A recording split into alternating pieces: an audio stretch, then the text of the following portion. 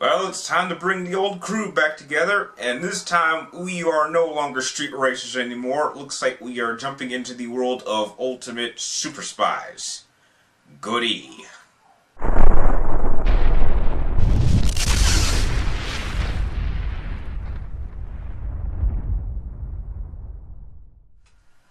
Well, what's up again, guys? Brian here at 3TR, here to present to you my official movie review for the 7th installment in the Fast and Furious franchise, simply titled Furious 7. This movie is directed by James Wan and has the returning cast members of Vin Diesel, Paul Walker, Michelle Rodriguez, and Dwayne "The Rock" Johnson, and has first-time newcomer to the franchise, Jason Statham, as this movie's main antagonist. Now, this movie takes place after the events of both Tokyo Drift and Fast 6. And what happens is after one of their friends is killed at the end, or somewhat during the middle of Tokyo Drift and at the end of Fast 6, the older brother of the main antagonist of the last film, Shaw, decides to start hunting down the team that ended up crippling his brother, even though I really thought Shaw had actually died in the last one, but apparently he survived.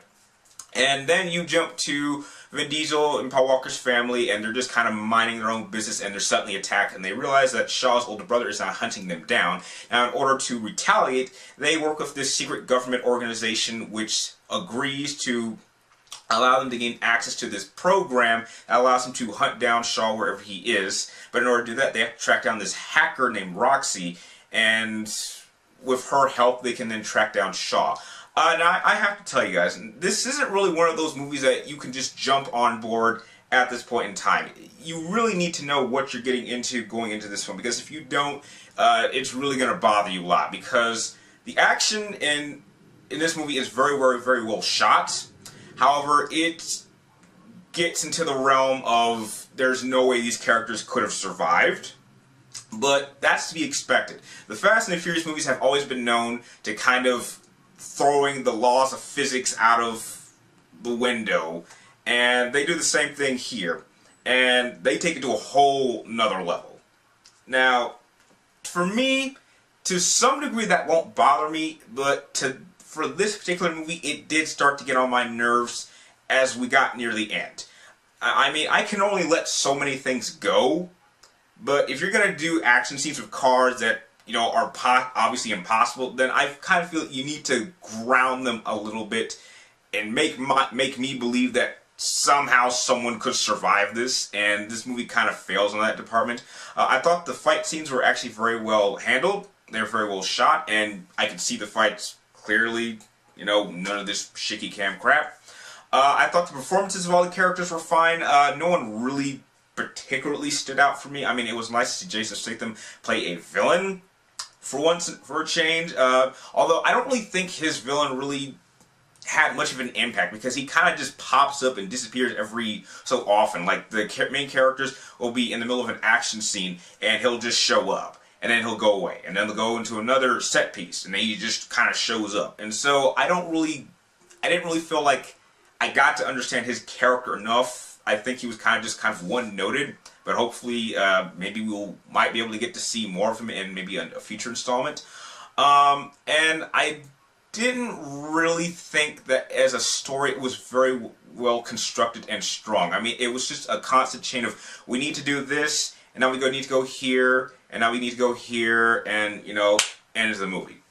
So as an overall movie, I won't say it's a bad film, but it's certainly not a great film. It works with telling the type of story that the Fast and Furious series is used to telling, since we've definitely ventured off from being a story about street racers, and this has now become more of a heist / super spy type of film, which I guess some people are enjoying.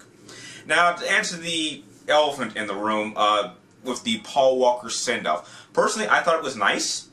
I thought it was very, it was very respectful for what it was trying to do. I definitely didn't think I had any problems with the CGI Paul Walker. I definitely thought it was better than most CGI characters that I've seen in previous films before. The eyes very much stood out to me. And now that Paul Walker's character is officially out of the franchise, I'm really curious to see where they can take this with the next installment, which I'm sure they are planning to do. Because Paul Walker's character of Brian really was the heart of the crew. He really was the reason everyone came together and everyone was connected to him. So to take that element out and to keep the crew going forward, I think it's going to be a real interesting challenge. And if they do happen to go in the direction that I'm hoping that they go with the next installment, then I think we're really up for something that's truly interesting.